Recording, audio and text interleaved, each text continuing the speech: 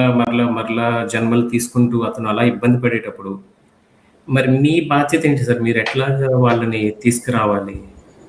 అది ఇబ్బందేంటండి, ఇంకొక అంటే నేను ఛాన్సిస్తారు. అడుగుతున్నా సార్ జస్ట్ ప్రశాంత్ గారు, గుడ్ విల్ సార్. ప్రశాంత్ గారు ఒక మాట. చెప్పండి సార్.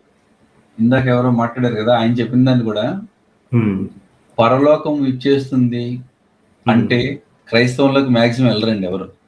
ఇక్కడ మీరు కష్టాలు పడతారు, అక్కడ మీకు పరలోకం వస్తుంది అంటే ఎవరు మారరు, చాలా 99.99% మారరు. కానీ ఇక్కడ జరుగుతుంది ఏంటంటే, మీకు ఈ లోకంలో ఏవో సుఖాలు ఈజీగా వస్తాయి, తర్వాత నిత్య జీవం ఉంటుంది. ఎందుకంటే ప్రతి మనిషికి ఏదో ఒక సమస్య ఉంటుంది. ఇక్కడ సమస్య ఏంటంటే, ఉన్న ఆర్థిక సమస్యలతో పాటు మన సంస్కృతి, మన కల్చర్లతో మన గ్రంథాలు అనేది ఎవరికి తెలియదు, ఇప్పుడు దూరం చేశారు. సో ఈజీగా అటు పక్కకి లాగడం అనేది ఈజీ అవుతుంది. నిన్న ఎవరో వచ్చారు కదా, ఆయన చెప్పారు కదా, రూమ్మేట్ ఎవరో ముస్లిం ఆయన ఉన్నారు, ఆయన దాంట్లో పడి ఆ క్వశ్చనింగ్ తోటి అటు పక్క వెళ్ళిపోయానని చెప్పారు. అశోకు ఆకాశం అని గుర్తులేదు పేరు సరిగ్గా. ఆ విధంగా ఇప్పుడు మీరు అడిగిన ప్రశ్న ఏమడిగారు, మరి ఇలా ఒకళ్ళు వెళ్ళి మిగతా వాళ్ళందరూ వెళ్ళిపోయి బయట ఉండిపోతే ఎలాగండి అని చెప్పి అంటున్నారు. అవునా? అవును సార్.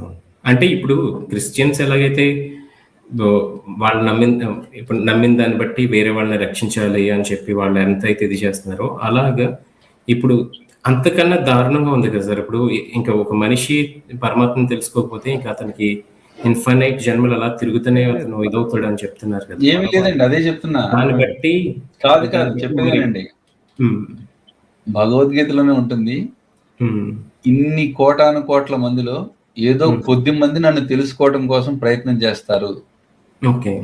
ఆ తెలుసుకుందాం అనుకున్న వాళ్ళు అతి కొద్ది మందే నన్ను రీచ్ అవుతారు. ఇది ఎంత కంటిన్యూస్. ఇప్పుడు ఫర్ ఎగ్జాంపుల్ మీరు ఏదో ఒక స్టేజ్కి వచ్చారండి ఈ జన్మలో, నెక్స్ట్ జన్మలో మీరు వెళ్ళే ప్లేస్ అవన్నీ కూడా దీన్ని తెలుసుకోవడానికి ఇంకా ఈజీ చేస్తుంది అనమాట.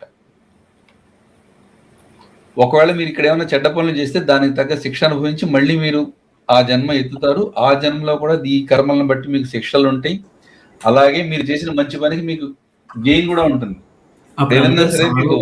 సార్ ఇప్పుడు దేవుడి దృష్టిలో